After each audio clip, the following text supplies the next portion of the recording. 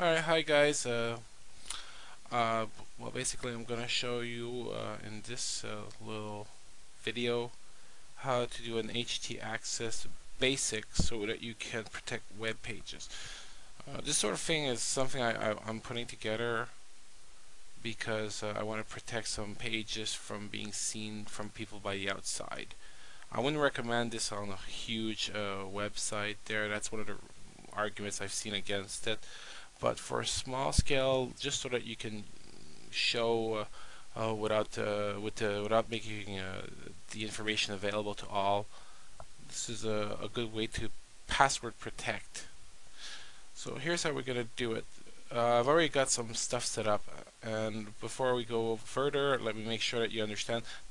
I'm doing this on an Arch Linux, so most likely on different Linuxes, the setup is going to be a little bit different there. So keep that in mind. So first thing I had to do was create a file.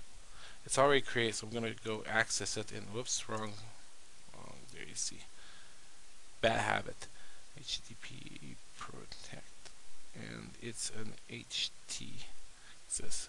And remember, because there's a dot in front of the htaccess, you can't see it when you do an ls. You have to do an ls minus a minus minus a l, and it'll show.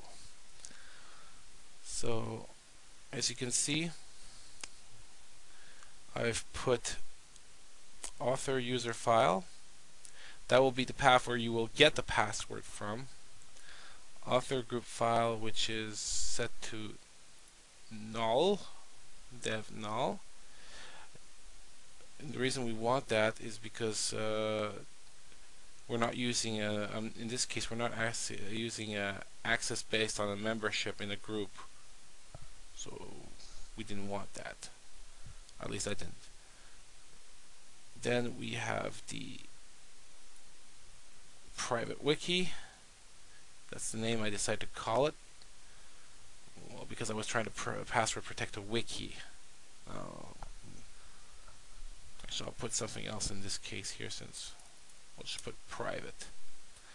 Author type basic.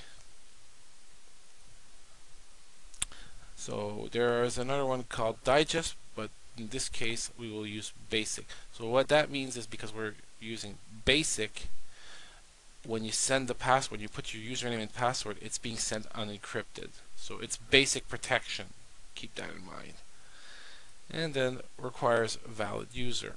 Obviously we're going to get that from elsewhere.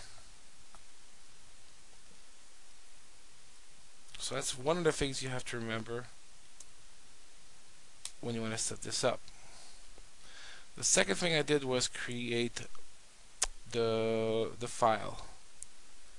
How did I do that? Basically, excuse me a second.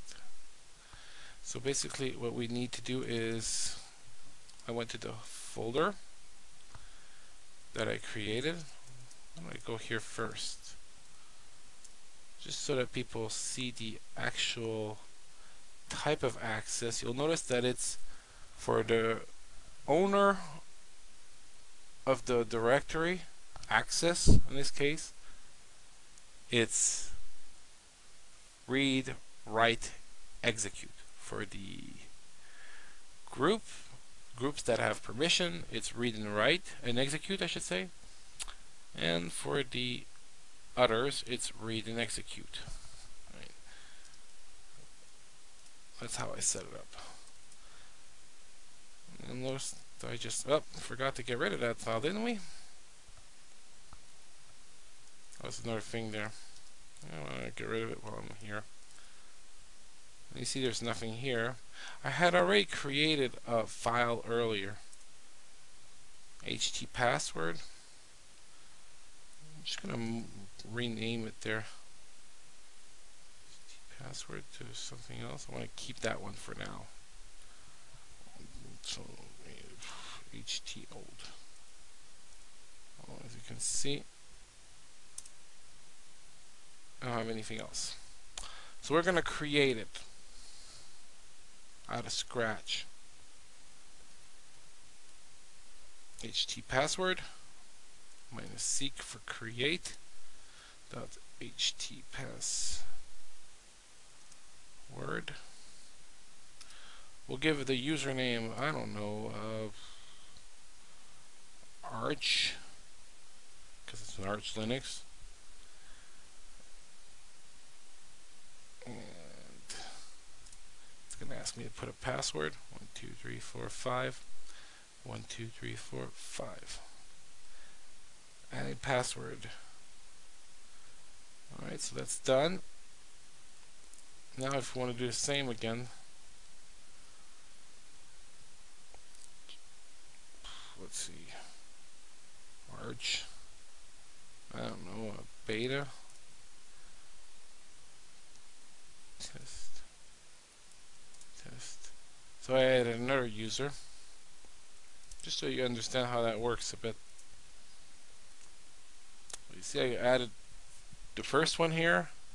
There's the name of the user, the encrypted version of the password set to the standard.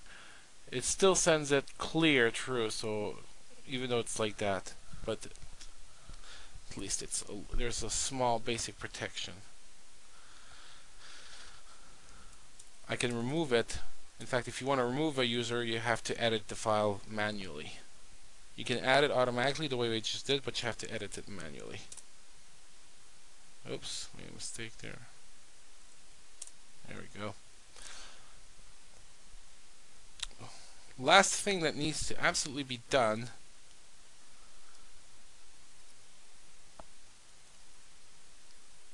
is to go into this file. Again, this might be different depending on your Linux flavor.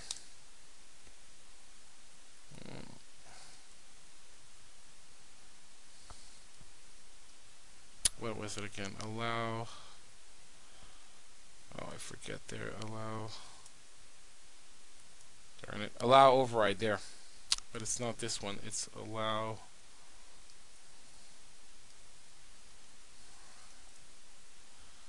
Come on. You'll notice that it says all here. By default, it is none. Now, one of the arguments that you want to avoid this is if you have a huge website, this slows down things.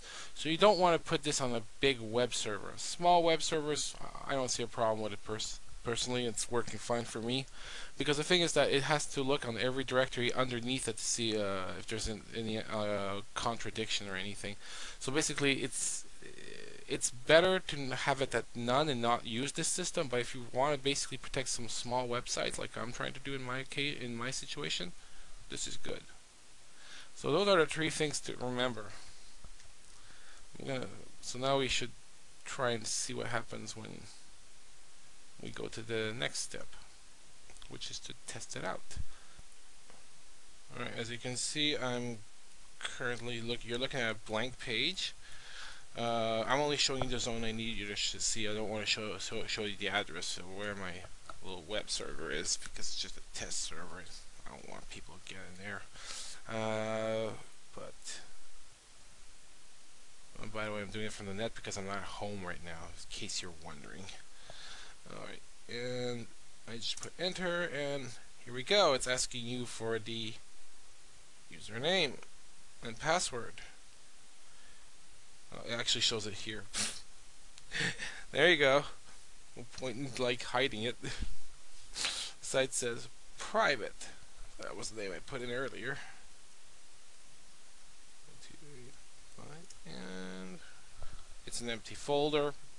If there was any subdirectories, even if you tried to go directly to the subdirectories, it would still ask you for the password. So basically, you don't have the password, you cannot get into this folder, which is called protect, or any of the folders underneath it. The root folder, if the root folder has the htaccess, you can't get into it, anything underneath it, and so on and so on.